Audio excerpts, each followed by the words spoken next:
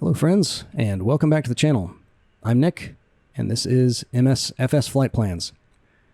That was for the guy that left the comment for me a couple of weeks ago on one of our tutorials who said, "Why in the world would you talk so fast on a tutorial? Use some common sense!" exclamation point. And he got blocked. But for the rest of you, this is a place, as you probably already know, where I do my very best to keep you in the air by supplying a constant stream of flights across some of the coolest, most interesting, best-looking locations around the world. And just to make sure you keep on coming back for more, we don't just look at all this wonderful stuff on the ground. Before each flight, I top off my nerd tank by researching as much as I can about each location to provide a little more local and historical context to the sites down below. And today we are in Papua New Guinea. That's right, good old PNG. We finally made it, and I've spent over a week flying all over this place trying to find a route that will avoid all that awful plug-in terrain that the sim uses when there's no good satellite images available, which it turns out is a lot of this island. And I bet I've probably taken 20 or more flights out here. And so far, I've landed on about 3 that I felt were good enough to suggest. And this one, in my opinion, is going to be the best of those 3. And as always, I'll tell you more about it and the sites along the way once we get in the air. But first, there's a few things you're going to want to know if you feel like taking a crack at this specific route, which of course, as always, will be linked in the video description. For one thing, this is not an easy trip, and you'll probably only have a handful of planes that can do it. The strip we're leaving from is called Abalua, Alpha Yankee Mike India, and it's only 1,300 feet long. As you can see there, it kind of just drops off that lip, which is great because we're going to do a little bit of a carrier launch here. And you might be able to do it in the faster Kit Fox. The double ender could probably do it. I tried it in the Cub. That couldn't do it. Indian NX couldn't do it. So anything else that's really light and powerful, you could probably give it a go. But we're going to do it in the old Porter because this baby definitely has enough power to get off the ground, but just barely, as you're going to see. But the next problem you're going to run into is the initial climb. You can see there's some mountains there in front of us. We're going to have to weave around those, and we're going to have to ascend 4,500 feet in just 6 miles, which is not going to be easy either, especially when you're starting at 6,500 feet like we are here. In fact, I had to leave Chet's wife back in Reunion because I had to cut weight, and I also dropped the external fuel tanks and dumped as much fuel as I could just to get as light as possible. But luckily, our landing strip, which I'll just call Keg because that's the code for it, and I can't pronounce the name, is a little bit longer at 2,200 feet, but we're going to have to dive down the side of a mountain to get to that one. So you'll also need something that can maintain a low airspeed on descent, or at least drop it real quick once you start the flare. And our trusty Porter can do all that stuff too. So let's get in and start her up. And if you manage to fly this route successfully, let me know in any other plane, because I'd like to take a crack at it. All right, so we got to get these open, ready, fuel pump on. Just let that get a little bit of gas in her veins. And we'll get this stuff started up here. I have the live weather on, which is just beautiful. Hopefully it'll look nice on our approach. I feel like the live weather always looks pretty good out here, despite the scenery. And if you're lucky, it'll cover up some of the worst spots of the scenery. All right, bring our prop out of feather. And once we get up to speed, we'll get going. And of course, this is the Milviz Blackbird version of the Porter, which I think is vastly superior to the default option. Alright, so get those babies off. Turn these off. We do need to leave our fuel pump on, and we need to try to remember to turn our ignition back on when we come in for approach. 65 degrees, so that's not too bad. Fuel pump lights on and pitot lights on, which you probably don't need because it's 65 degrees, but that's cool. Alright, get that baby up to full. And even though you're supposed to leave the tail wheel lock on, just like with a Stratoliner, I am no good at taking off or landing with that tail wheel lock on. It's just too hard for me to get it under control if I'm not lined up right, so I just leave them off and I have much more success. Alright, parking brake off, and I'm going to go ahead and just run her up and then let it go because we're going to need all the power we can get. And I got a couple add-ons installed too. I'll tell you about those in just a moment. Alright, you guys ready? Let's do it. And I gotta try to get between those trees up there, which I think I'll be able to do. I did okay the last time. Alright, here we go. Shooting off the edge. Alright, we threaded the needle. And up. Alright. So flaps up. And we're gonna climb, climb, climb. Come on, baby. Pick up that airspeed. We're going to need every bit of it. Alright, autopilot on. Alright, I think we're going to clear that. And we can get our fuel pump off. Alright, make it over it. Make it over it. Boy, we're going to be cutting it close. I mean, if I was climbing any faster, I'd probably wind up stalling. I don't think I could have done any faster. When you load up this flight plan, if you do it, into little NavMap, it's going to start you at the other end of the runway, no matter which runway you select for takeoff, if you select one, because there's no parking here, so just kind of be mindful of that. You'll have to drive down to the other end like I did. If you take off going the other direction, it's a little bit easier departure. There's a little bit more area to get up in the air, but you're going to see all of that horrible blotchy stuff. And as you can see out here, it looks really good, which is a real treat. So just a little bit of commentary about this region, as you probably already know if you've flown out here, and even if you haven't, you've probably heard me talk about it in our more recent flights. For a place that has so many incredible bush strips to go to, pound for pound, it may even have more than Alaska does, which is hard to beat. This place got no love from the sim, and I'm not going to blame Microsoft for that. The satellite image coverage out here is just horrendous. And it's not like it's relegated to one part of the island, it's all over the place. So considering MSFS didn't have too much to work with, I mean, unless they wanted to handcraft the entire island, I guess I can't blame them for anything. I'm going to lower my camera angle just a little bit here. Let's see here. I got to click on that screen first. Alright, that's better. Felt like I was riding a little bit high. But, I mean, it's really hard to find any two airports that don't have all kinds of that really bad stuff that you got to try to navigate around, so good luck doing that. I'm going to include the flight plan, the other flight plans I've got. There's either 2 or 3 more. All of them avoid the blotchiness. All of them are mountain trips like this. One of them even goes into one of the handcrafted airports in the sim, so they're all pretty cool. But I thought this one was just the most challenging, and it was about the right distance for us. Alright, make a mental note of this this big mountain right here. I'm going to tell you about that in just a little bit, once we come back around it. But out here, you can see it looks really nice. Really, really nice. So I'll have those other flight plans included too if you want to take a crack at them. And I'll be sure to note which one this is, in case you're trying to fly this one. Alright, now the second one we just got to barely clear. We'll be alright though. So we're going to get up to around 10,500 feet, then we'll be over these mountains. I'll come down a little bit. Our landing runway is at 8,400 feet, so I'll probably come down to like 9,500 and then just kind of hang out there. So I'm probably not telling you guys anything you don't already know, but if you haven't seen what it looks like, I'm trying to find a spot where that blotchy stuff is. I mean, there's no trees or anything. It's just, it's terrible. Nothing to see. Alright, so we're starting to nose up a bit, which means we're kind of peaking out for the vertical climb speed. So we'll go ahead and just level out right here. That's perfect timing, because we're not going to hit anything at this altitude. I'm hoping that we won't see any of that stuff. I really tried to meticulously draw this out. Look at this haze down in the mountains here. Just beautiful. So that we wouldn't see any of that. And I think I've nailed it. I think I've nailed it. Alright, so as far as the add-ons go, there are 2 for this one. One of them is a terrain cleanup for over 400 bush strips out here. I think 416 is what the page said at flightsim.to. And of course I'll link these 2 things as well in the video description.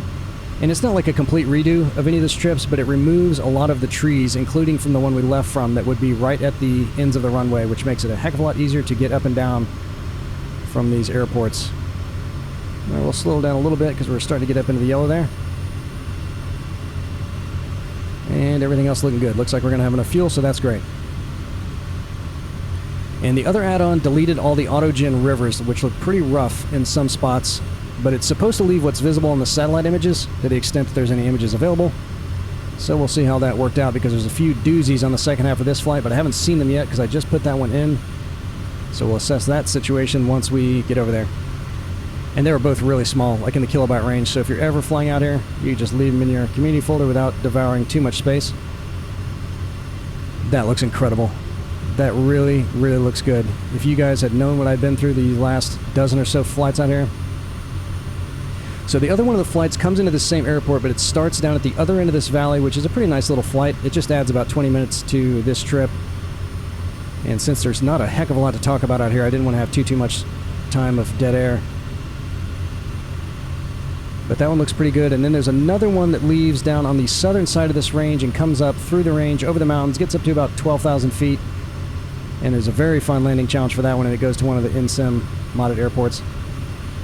And we're getting just a little bit of stuttering here, but I'm not kidding when I say I have every single parameter of the graphics turned up as high as it'll go, which is great.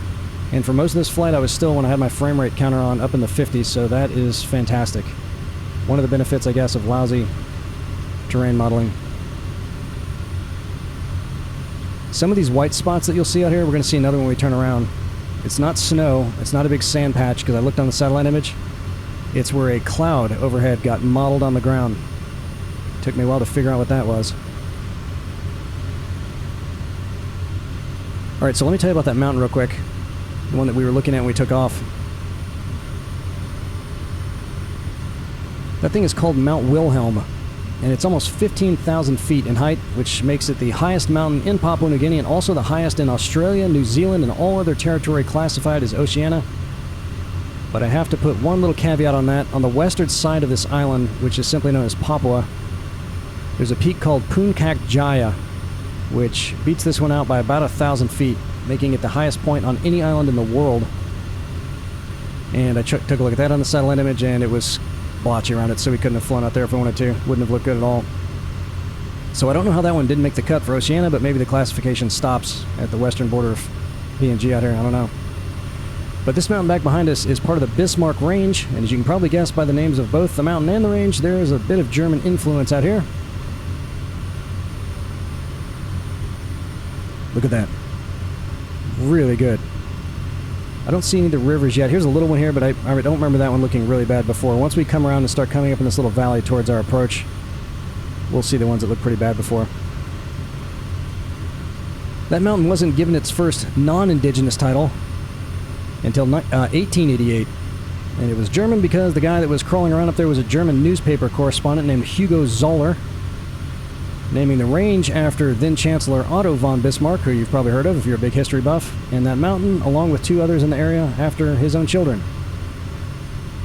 Which is nice. If you're an explorer in the 1800s, you can call things whatever you want, I guess. As long as the locals don't care. And they probably did. There's the other one. Look at that. That's just a cloud that got painted onto the landscape there. Alright, so let's go ahead and come on down to 9,400. Because we don't need to be up this high anymore, and we do need to be down a little bit lower. During World War II, an American bomber actually crashed into the side of that mountain. It was a converted Liberator that the Americans were using. I can't remember what the model for that was, what they called it. But they were flying at night. It was 4 a.m. on May 22nd of 1944, killing everyone on board. And you can still see some of the wreckage up there today. If you just Google Mount Wilhelm and you look at the Wikipedia page, you see one of the wings laying down there. And I think most of it fell down into some lakes that are at the bottom, and they went up there and got the crew. But the wreckage is still up there, which would be interesting if you could hike up there. And they say it's not too bad of a hike, kind of long, not very technical, but they said when it gets wet, it's extremely dangerous to climb up to the top of that, and they've had quite a few fatalities over the years. And if you're going to do it, make sure you dress warm. One of those deaths was from exposure. I think I read that a high school kid, not too long ago, went up there wearing jeans and a tank top or something like that, and did not make it back down. See, all this looks great out here. Looks really, really good. Even in the distance, I'm not really seeing... Well, okay, see over there? Some of that splotchy stuff. Very pixelated. Over there you can see a little bit of it, but everything in our immediate vicinity is going to look pretty nice, as you can see. Other than that thing, but we'll just say that's a big sand dune. Alright, I just need to keep an eye on our altimeter.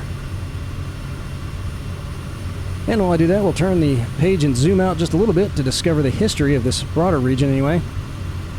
Archaeologists say they found evidence of human habitation that may go back as much as 45,000 years, which would make this one of the longest populated areas that we've explored so far on this channel, outside of maybe Australia and Southern Africa, the cradle of humanity.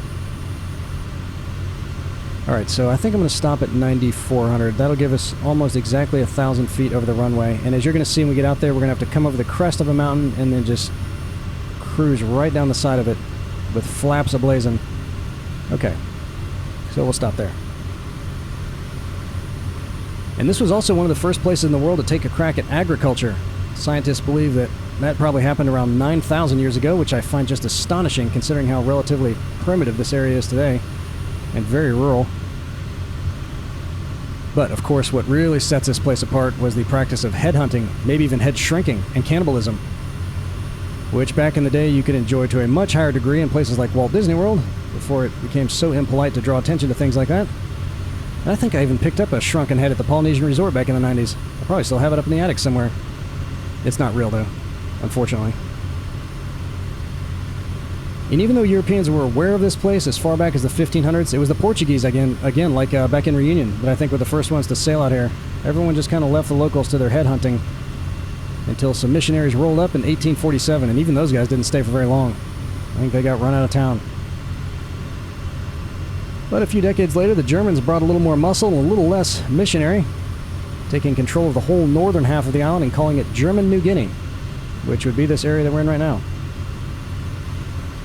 But they were relieved of their holdings by Australia during the First World War, and they shared, Australia shared control of the entire region with the Brits up until Japan moved in during the Great War. And at the cost of roughly 216,000 lives between the warring factions, Japan gained nothing. And in September of 1975, the locals petitioned the UN for independence, and the British-Australian alliance partially acquiesced, allowing them to become a commonwealth of the monarchy.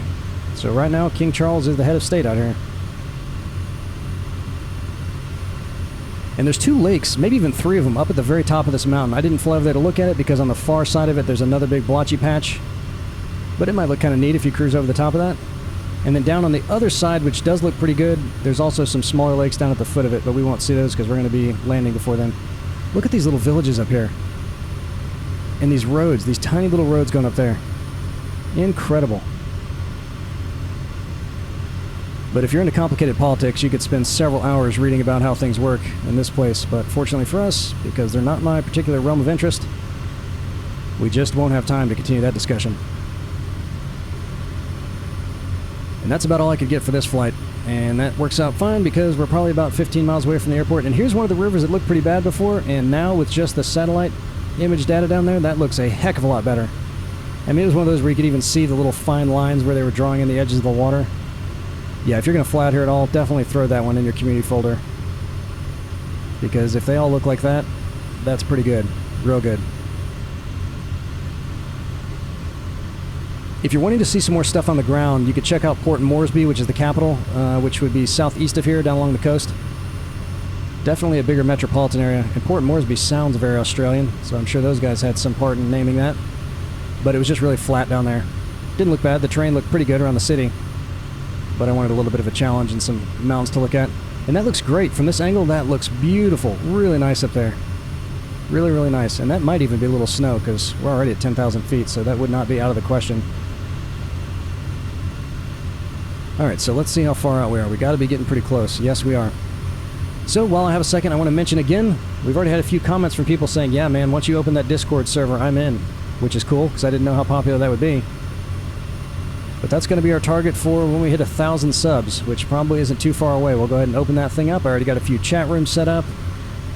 We'll have a few live chats, do some fly-alongs. And in a perfect world, I'd get someone that owns and flies some of these planes to give us a tutorial, which would be cool.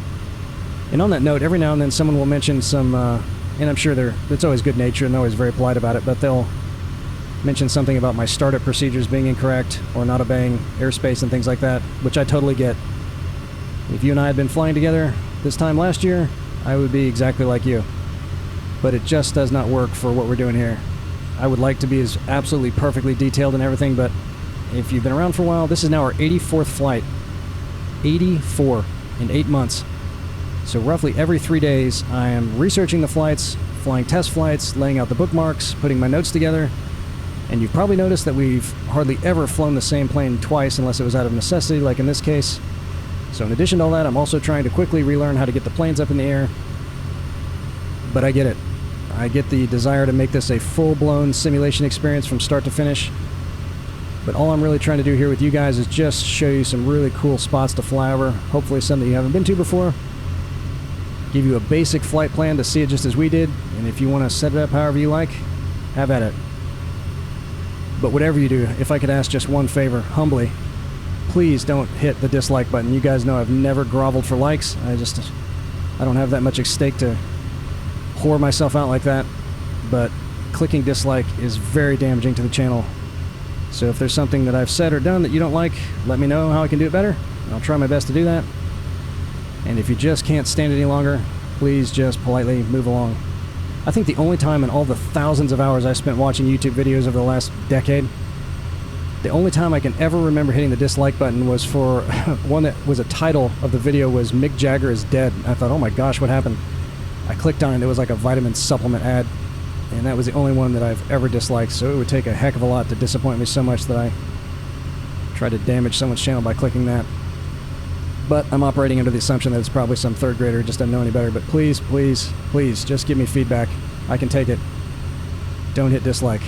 YouTube does not like that. Alright, so once we come over this ridge here, we're going to start coming way down, so I'm going to start dropping our throttle so we can get the flaps out. Oh, and by the way, I got to work today, sitting right on my desk, a huge box from Lithuania. And what was inside of it? All of my Virpil helicopter controls. So I'm going to spend the next few days putting that together, while the kids enjoy the rest of their Christmas break. And if you engineering guys out there, and I know we've got a few of them on this channel, want to see how I put that together, let me know. It's not going to look beautiful, but I just wanted something I could move away without having to detach everything from my desk. But let me know if you want to see what that finished product looks like, and I'll put a picture up on our community page.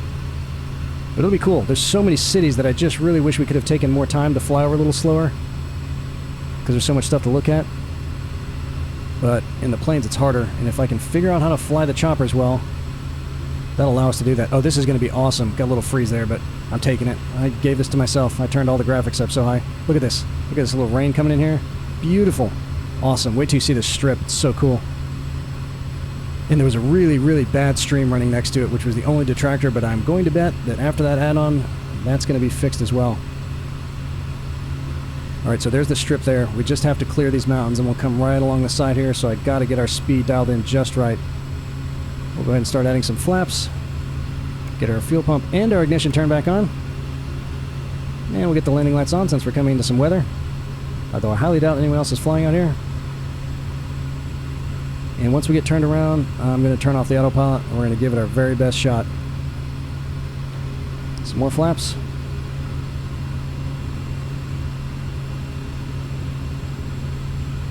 Alright, we're just going to clear the tops of those mountains, and full flaps. Alright, autopilot off, and down we go.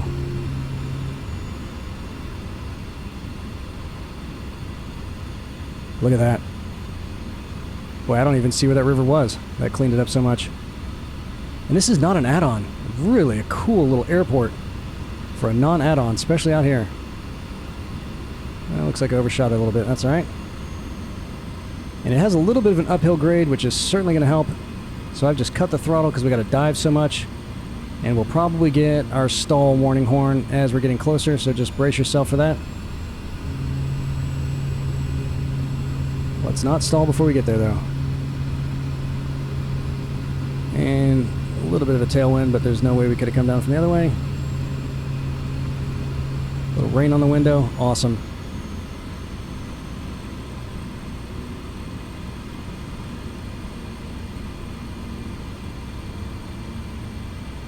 Alright, here comes the stall horn.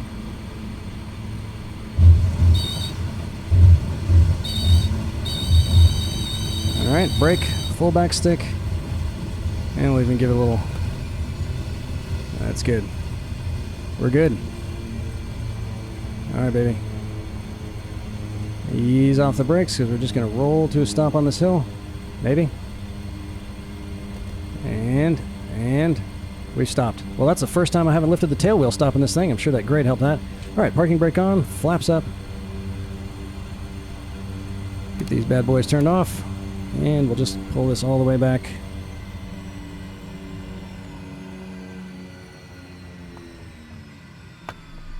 Alright. Alright, let's take a quick look at little NavMap. And then PNG will be in the bag. Alright. Listen to that rain. Beautiful. Okay, so here's where we are on Papua New Guinea. And the big town, the big capital is, let's see, is it down here?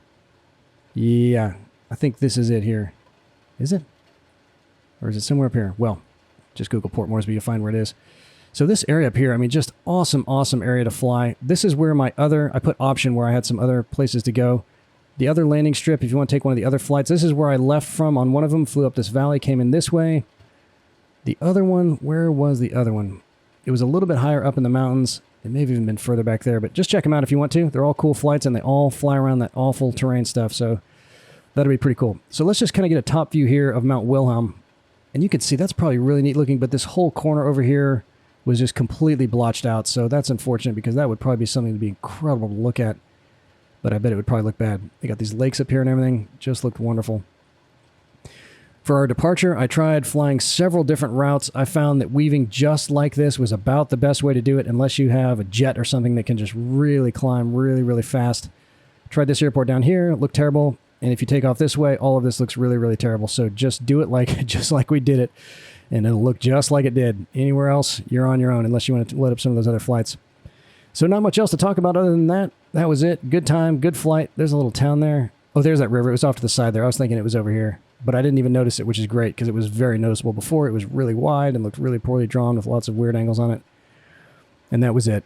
We did PNG, guys. If you take this flight in another plane, this specific flight, not one of the others are much easier for the takeoff. But let me know what you flew it in. Again, the Cub is probably out of the question. I know that's one of the first things we go to. The Zenith, out of the question. Couldn't do it with that one. But let me know if you do something else with it. Had an absolute blast as always. Learned something new. Saw some cool places. Can't wait to see y'all again in the skies. Later.